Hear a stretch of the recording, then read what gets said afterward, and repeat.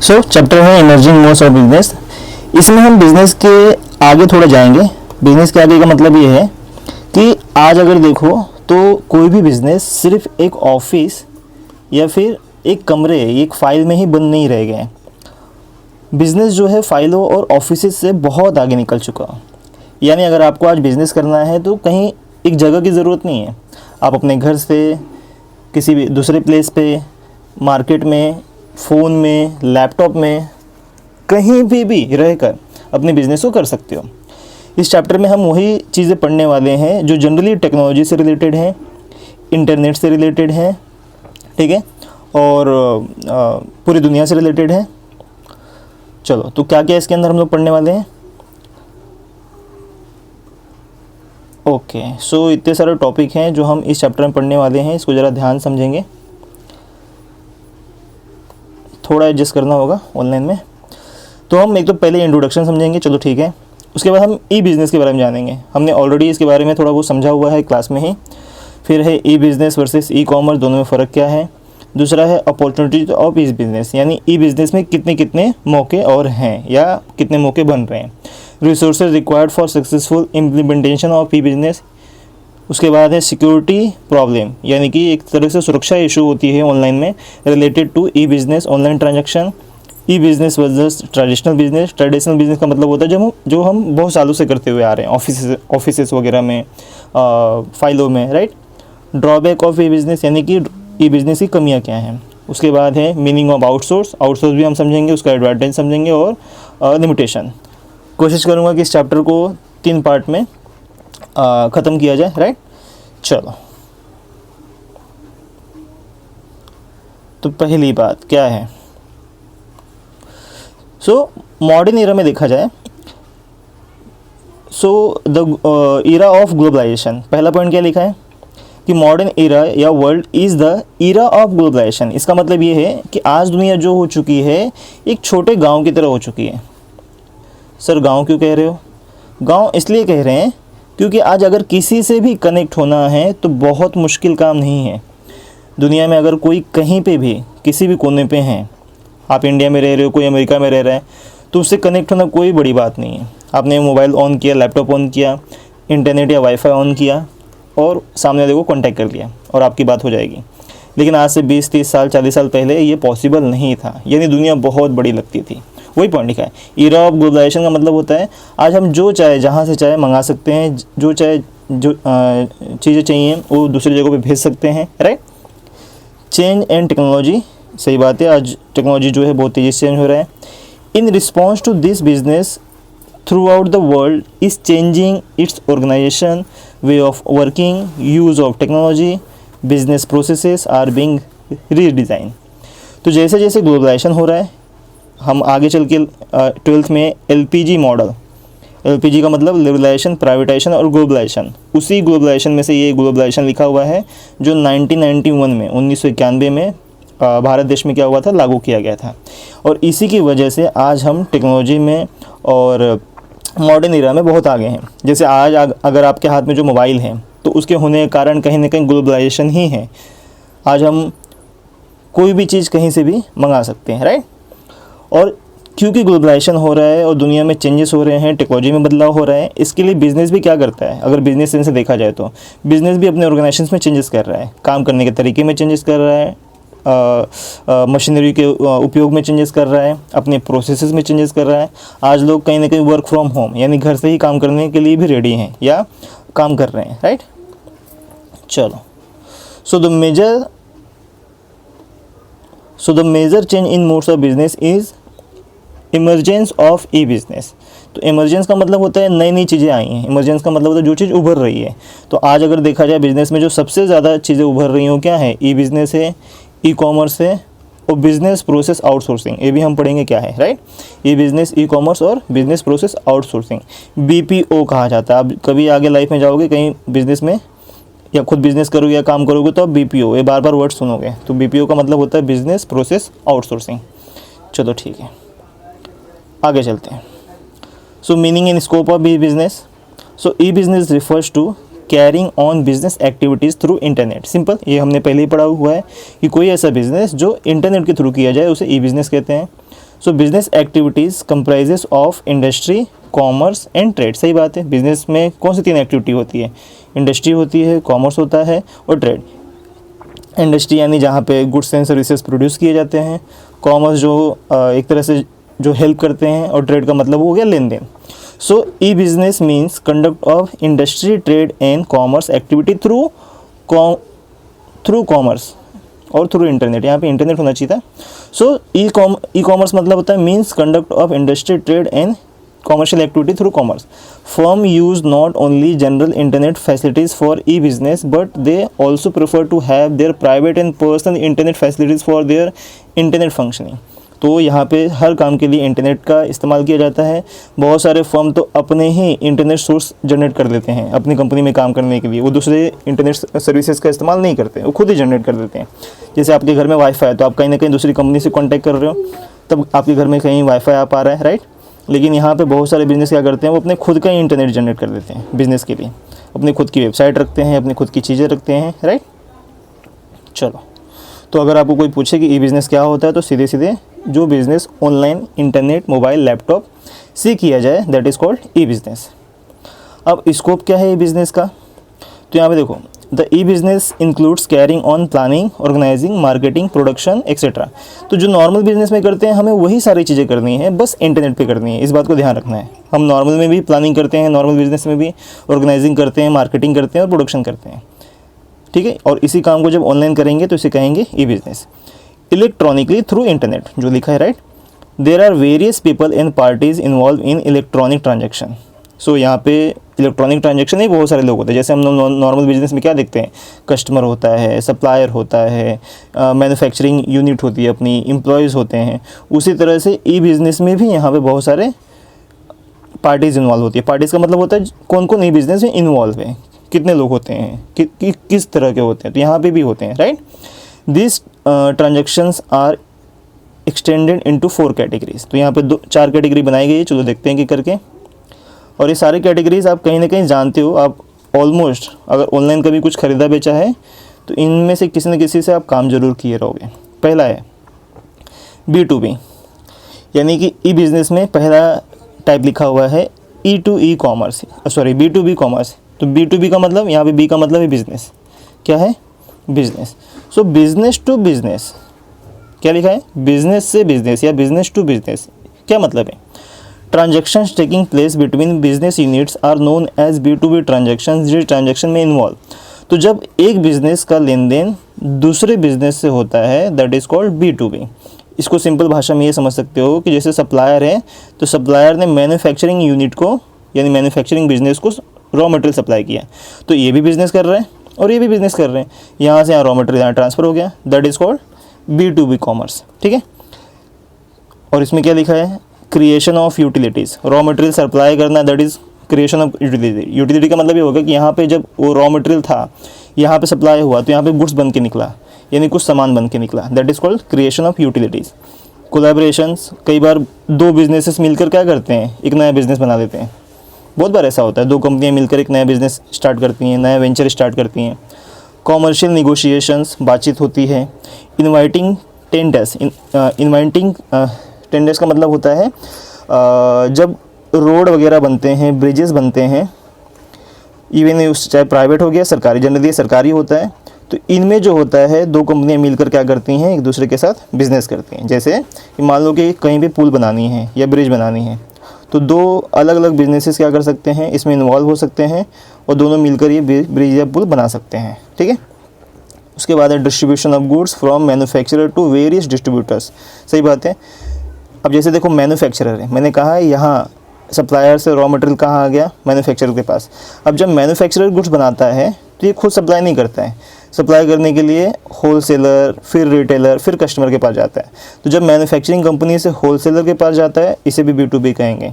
जब होलसेलर से रिटेलर के पास जाता है, इसे भी B2B कहेंगे, ठीक है। तो ये सारे काम किस में आ गए, B2B में। जब इस तरह के ट्रांजेक्शन होते हैं तो इसे B2B कॉमर्स या B2B बिजनेस कहा जाता है, ठीक है। B2C का मतलब होता है बिजनेस टू कस्टमर। यहाँ पे B का मतलब मैंने बिजनेस बताया, C का मतलब होता है customer. So the transaction taking place between business units and customer are known as B2C transaction. और ये बहुत सिंपल है, अब इसको ले लो, कभी कभी बहुत सारी चीज़ें सीधे मैन्युफैक्चरर से कस्टमर की तरफ चले जाती हैं, तो ये भी B2C हो गया। कभी कभी होलसेलर से ही सीधे कस्टमर की तरफ चली जाती हैं, या कभी कभी रिटेलर चलो हमारे आसपास सारी दुकानें रिटेल दुकानें होती हैं, तो वहाँ से जब हम जाके खरीदते हैं तो इसे B2C कहा जाता है। यानी कोई ऐसी चीज़ जो बिज़नेस से सीधे कस्टमर की तरफ चले जाए, इसको B2C कहते हैं। ठीक है, पहला। सो B2 ट्रांजेक्शन में क्या क्या आता है? सेलिंग एंड डिस्ट्रीब्यूशन, सामान बेचना या सप्लाई करना। After sale service, after sale service का मतलब होता है कि बेचने के बाद भी, यानी कि प्रोडक्ट्स गुड्स बेचने के बाद भी जो सर्विसेज दी जाती है। जैसे मान लो हमने AC खरीदा ऑनलाइन, तो ऑनलाइन AC खरीदने के बाद 1 साल तक 2 साल तक हमें क्या रहती है, उसकी वारंटी रहती है, सर्विसिंग फ्री रहती है। इवन हम बाइक वगैरह खरीदते हैं, कार वगैरह खरीदते हैं, तो उसकी भी सर्विसेज क्या होती हैं, 1-2 साल के लिए फ्री होती हैं कंपनी की तरफ से। इसको कहते हैं आफ्टर सेल सर्विस। उसके बाद है promotion and other marketing activities. Yes, आप देखोगे ऑनलाइन बहुत सारी चीज़ें होती हैं। आप कभी यूट्यूब ऑन कर लो, देखो वहाँ पे ऐड आते रहती है, डायरेक्टली मार्केटिंग होते रहता है। ठीक है, उसके बाद है lodging of complaints by customer. हाँ, कस्टमर भी कभी कभी ऑनलाइन बिजनेस को क्या करता है, कंप्लेन करता है। आजकल बहुत, देखो आपको भी बहुत सारे फ़ोन आते होंगे ऑनलाइन। आपका क्रेडिट कार्ड में कुछ इशू हो गया तो आपको ऑनलाइन कॉल करना होगा कि मेरे क्रेडिट कार्ड में ये इशू है। अगर आपने कोई ऑनलाइन चीज़ें खरीदी हैं तो आपको फ़ोन पे ही सारी चीज़ें बात करनी होंगी, यानी सारे काम कहाँ करने होंगे, ऑनलाइन करने होंगे।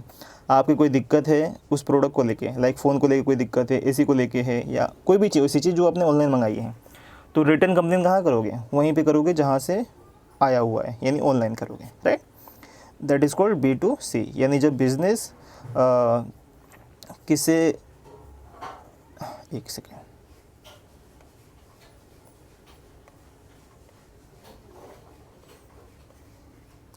तो जब बिज़नेस कस्टमर से डील करता है तो इसे कहते हैं B2C।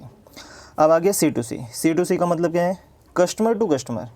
जब लेन देन होता है customer to customer. Sir customer to customer business कहाँ करते हैं? आपने OLX का नाम सुना होगा। ये ऐसी वेबसाइट है जिसमें एक इंसान अपना कोई जूना प्रोडक्ट, सेकेंड हैंड प्रोडक्ट जो है, दूसरे इंसान को बेचता है। नहीं सुने हो तो इसके बारे में इंटरनेट पर थोड़ा सर्च करो। OLX एक वेबसाइट है, इवन OLX एक ऐप भी है। तो ऐप में क्या कर सकते हो, लाइक मान लो आपने कोई फ़ोन ख़रीदा है, आपने 2 साल तक इस्तेमाल किया, ठीक है। अब आपको कोई नया फ़ोन लेना है, वो फ़ोन आप नहीं यूज़ करना चाहते, तो ऑब्वियसली उसको फेंकोगे नहीं, यानी कहीं ना कहीं बेचने के लिए सोचोगे। अब बेचने के लिए आप कहाँ खोजने जाओगे कि किसे चाहिए, तो आप क्या करोगे, वो इस वेबसाइट पे जाओगे OLX के, यहाँ पे रजिस्ट्रेशन करोगे, अपने मोबाइल वगैरह की फ़ोटो वगैरह प्रॉपर खींचकर, उसकी डिटेल लिखकर, यहाँ तक कि आप प्राइस भी लिखोगे कि मुझे इतने बेचना चाहता है। मान लो आपने 10,000 में खरीदी थी वो मोबाइल और 2 साल इस्तेमाल कर लिए, तो अब आप मे भी 5,000 में बेचना चाहते हो उसे, शायद अच्छी कंडीशन में, और ये आपने पोस्ट डाल दिया। जैसे हम लोग फेसबुक इंस्टाग्राम में पोस्ट डालते हैं, तो वहाँ पे पोस्ट डालना पड़ता है, कहाँ पे, OLX पे जाकर। तो OLX पे ऐसे भी लोग आते हैं जिनको ख़रीदना होता है, ठीक है, उन्होंने भी अपनी रजिस्ट्रेशन की होती है, वो आके पोस्ट देखेंगे या सर्च करेंगे कि मोबाइल मुझे चाहिए, शायद आपका पोस्ट दिखाई देगा उनको। जब उनको आपका पोस्ट दिखाई देगा तो क्या करेंगे, आपको आपके नंबर पे कांटेक्ट करेंगे या वहाँ पे मैसेज करेंगे। वहाँ पे मैसेज और कांटेक्ट दोनों का ऑप्शन होता है, वहाँ पे वो करते हैं, और इसी तरह से दोनों जन मिलते हैं। पहला इंसान दूसरे इंसान से मिलेगा, कांटेक्ट करेगा, और आपस में फिर ये सामान का लेन देन कर लेते हैं।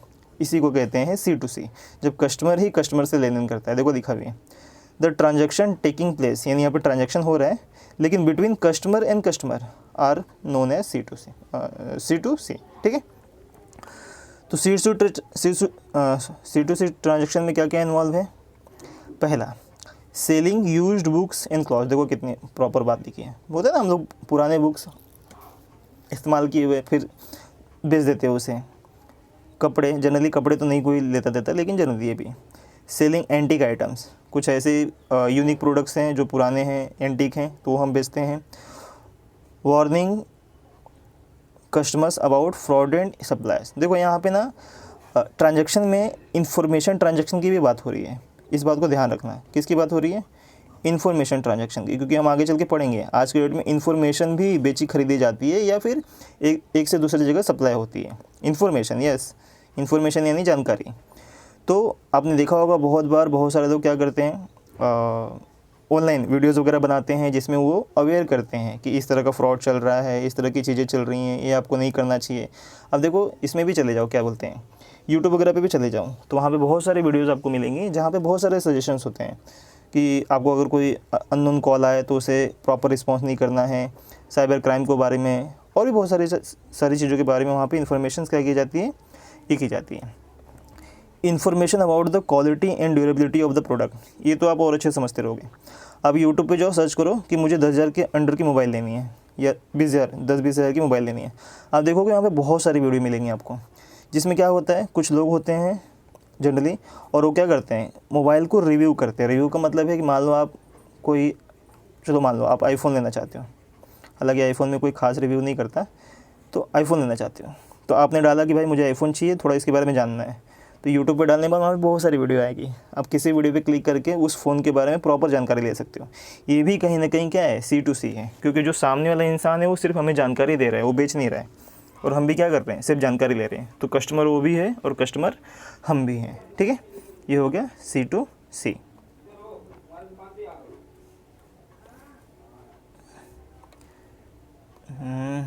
हाँ, उसके बाद आगे इंट्रा बी कॉमर्स। अब इसको ज़रा समझना। इंट्रा बी का मतलब होता है बिज़नेस के अंदर ही इंफॉर्मेशन जब पास होती है बिज़नेस के अंदर, यानी कि बिज़नेस के एम्प्लॉयज़, बिज़नेस के डिपार्टमेंट्स के बीच में जो इन्फॉर्मेशन पास की जाती है उसे कहते हैं इंट्रा बी कॉमर्स। क्या लिखा है, this refers to transaction between the parties और persons who are the part of the firm only. देखो क्या लिखा है, वन फर्म ओनली, यानी यहाँ पे ट्रांजैक्शन तो हो रहा है जिसमें पार्टी यानी कि कई लोग हैं या पर्सन हैं जो एक दूसरे के साथ क्या कर रहे हैं, ट्रांजैक्शन कर रहे हैं, लेकिन ये एक ही बिज़नेस के हैं। जैसे चलो बहुत सिंपल समझ लो, सेल्स डिपार्टमेंट जो है वो मैन्युफैक्चरिंग डिपार्टमेंट से जब कांटेक्ट करता है तो इसे कहेंगे इंट्रा बी फर्म, क्योंकि सेल्स डिपार्टमेंट भी बिज़नेस का ही है, उसी बिज़नेस का, और मैन्युफैक्चरिंग डिपार्टमेंट भी उसी बिज़नेस का है। सेल्स डिपार्टमेंट को ऑर्डर आया 1 करोड़ का, तो उसने कांटेक्ट किया मैन्युफैक्चरिंग डिपार्टमेंट को, भाई कि स्टॉक कितना है या क्या है, इतने 1 करोड़ के स्टॉक चाहिए, तो मैन्युफैक्चरिंग डिपार्टमेंट इसे कांटेक्ट करेगा। तो इस तरह से जब ट्रांजैक्शन होती है एक दूसरे के बीच में इन्फॉर्मेशन, जब ट्रांजैक्शन होती है तो इसे कहते हैं इंट्रा बी कॉमर्स। क्या कहते हैं, इंट्रा बी कॉमर्स। देखो यहाँ पे लिखा हुआ है क्या, ये transaction with in the firm is why it is called intra firm. जब एक, क्योंकि ये, अच्छा इसे इंट्रा फर्म क्यों कहा जा रहा है, क्योंकि ये कंपनी के अंदर ही एक दूसरे के बीच में हो रहा है। Generally a firm has to deal with suppliers, company किससे डील करती है, सप्लायर से करती है, कस्टमर से करती है, एम्प्लॉय से करती है, और इन तीनों को ही बिज़नेस का पार्ट माना जाता है। क्या माना जाता है, बिज़नेस का पार्ट। यानी अगर कस्टमर एम्प्लॉय से कांटेक्ट कर रहे हैं तो इसे भी इंट्रा बी कॉमर्स ही कहेंगे, ठीक है। बिजनेस सेंस में इसे एक ही माना जाता है, यानी कस्टमर्स को भी बिज़नेस का पार्ट माना जाता है।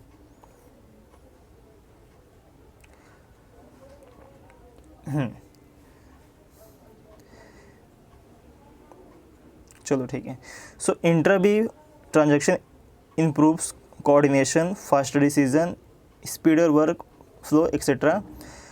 Intra-B commerce also helps the firms to interact with employees, recruitment and selection of employees. देखो कितनी अच्छी बात लिखी है।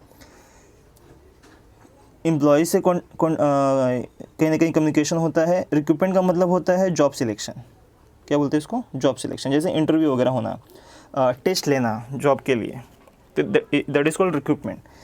और फिर लास्ट में सिलेक्ट करना। ये सारे प्रोसेस कहीं ना कहीं बिजनेस के अंदर होते हैं, और इन सारे प्रोसेस को क्या कहा जाता है, इंट्रा बी कॉमर्स। क्या कहेंगे, इंट्रा बी कॉमर्स।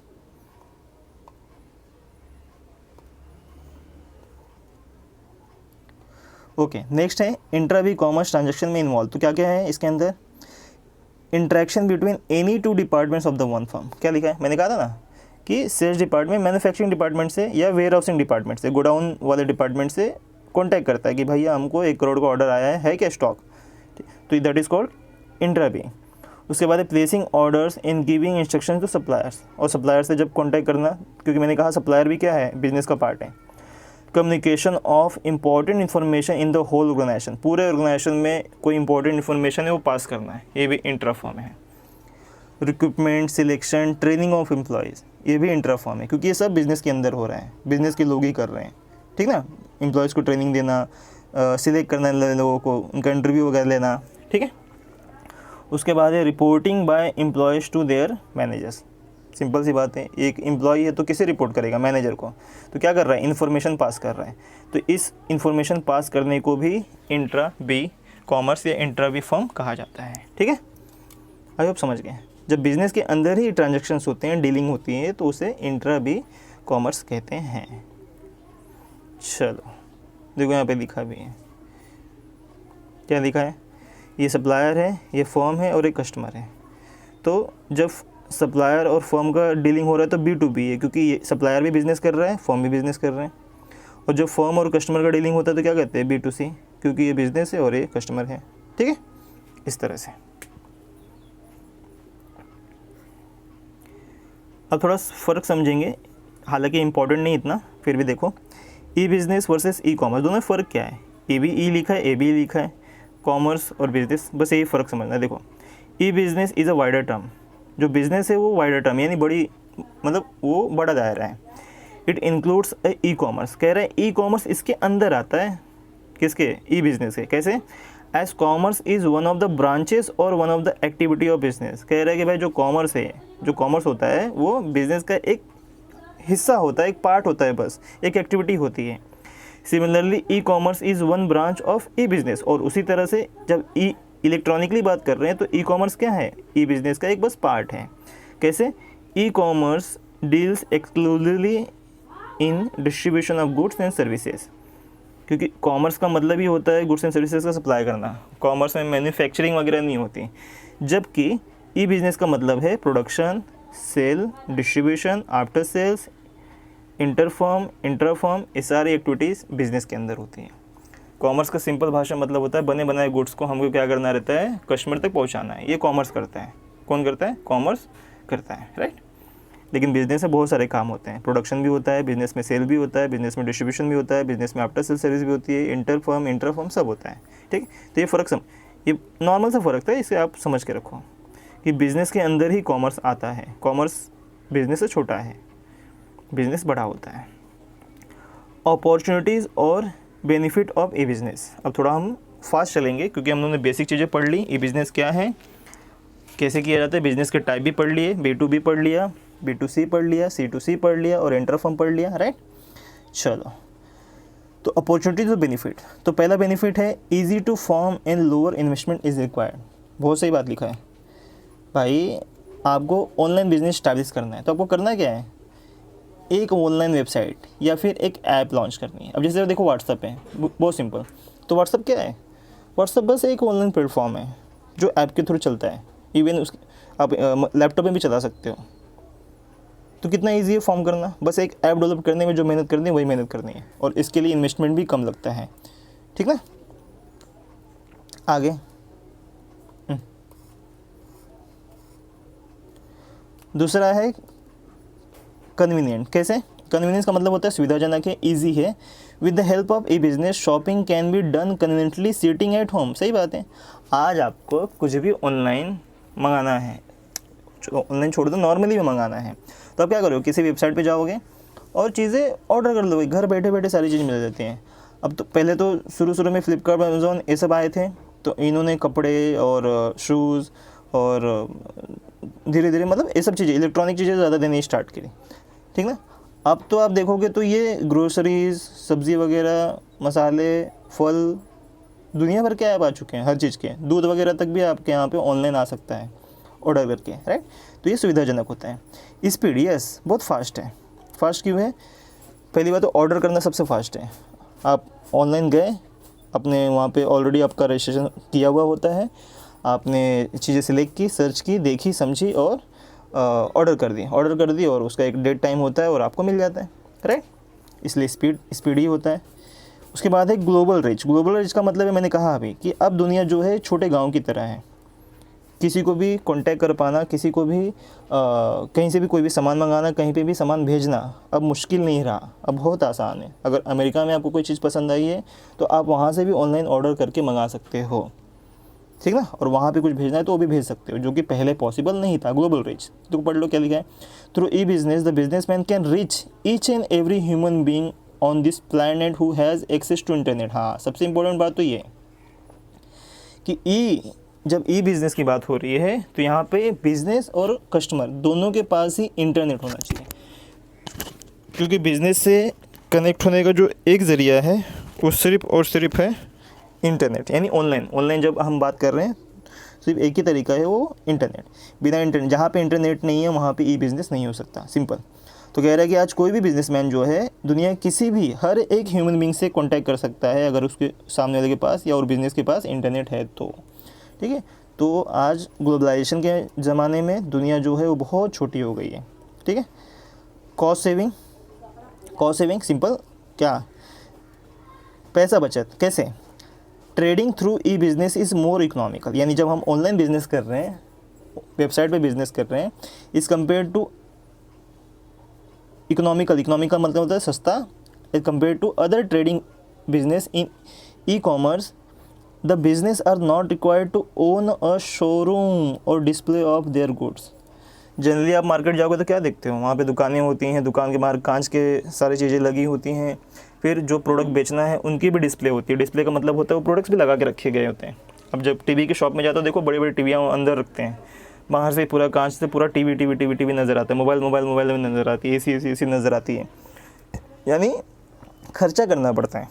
अगर आप नॉर्मल आज के डेट में कहीं पे भी नॉर्मल दुकान भी खोलते हो ना तो कम से कम 20-30 हज़ार रुपये उसका रेंट होता है।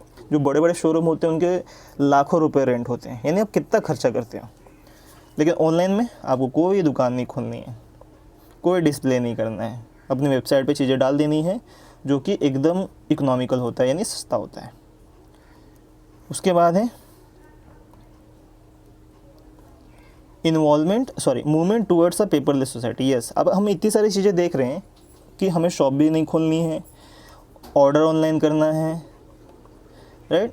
अब देखोगे तो यहाँ पे कोई पेपर वर्क नहीं है, सब कुछ इंटरनेट पे है, मोबाइल पे, लैपटॉप पे। तो एक तरह से ये मुहिम है कि दुनिया को पेपरलेस बनाया जाए, जहाँ हम पेपर बनाने के लिए कितना पेड़ काटते हैं, अगर उस एंगल से भी देखा जाए। तो जब दुनिया डिजिटल हो जाएगी, सब कुछ टेक्नोलॉजिकल हो जाएगा, तो भाई पेपर की ज़रूरत ही नहीं पड़ेगी। तो दुनिया कैसी होगी, पेपरलेस, सब कुछ डिजिटली होगा। कैसा होगा, डिजिटली। चलो ठीक है, आगे चलते हैं। आई होप ये चीज़ें समझ में आई। तो एक बार और इसको थोड़ा सा देख लेते हैं फीचर में। तो पहला बेनिफिट क्या था कि भाई बिज़नेस ईजी होता है, ई बिज़नेस ईजी होता है बनाना, यानी कि चालू करना, इन्वेस्टमेंट बहुत कम होती है। उसके बाद है ये कन्वीनियंट होता है, यानी कि ये बहुत ही आसान होता है, ठीक है, सुविधाजनक होता है, कोई ज़्यादा दिक्कत नहीं आती है, हम घर बैठे बैठे ही सारी चीज़ें कर सकते हैं। अगर बिज़नेस कर रहे हैं तो बिज़नेस भी, और अगर हमें कुछ ख़रीदना बेचना है तो वो भी। ये बहुत तेज़ होता है, चीज़ें फास्ट होती हैं यहाँ पे। ग्लोबल रीच, दुनिया में अगर कहीं पे भी कोई कस्टमर है, कोई व्यक्ति है, तो उससे हम कॉन्टैक्ट कर सकते हैं, राइट। उसके बाद था कॉस्ट सेविंग, ये टाइम बचाता है, समय बचाता है, पैसे भी बचाता है, राइट। उसके बाद है movement towards the paperless society, और ये एक तरह की मुहिम कह सकते हो, जब दुनिया, एक समय ऐसा आएगा कि दुनिया में पेपर जैसी चीज़ नहीं होगी, सब कुछ डिजिटली होगा, ठीक है। और वो अभी सही नज़र आ भी रहा है, आप सबको पता है। चलो ठीक है, तो इस वीडियो को यहीं एंड करते हैं, अगला वीडियो मिलेगा। चलो बाय।